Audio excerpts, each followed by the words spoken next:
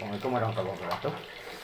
Dina sahabat kawis daya bisikan anu mana bisikan teh Allah mengajak kalam ke basyar, urang basyar jelema samestinya jihad anas akan nanti insan samestinya jihad anam.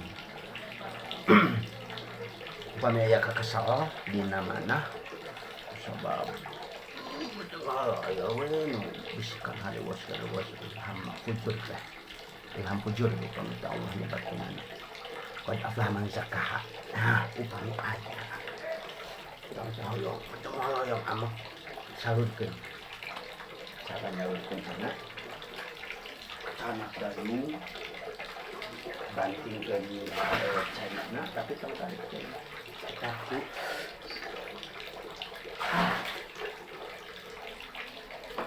daya Gusti Nabi Ayub geus sapertos kitu kumaha abdi kedah neungeul kumaha atuh Allah jeung pada jalan cokot cukut 100 siki beunteut gebukeun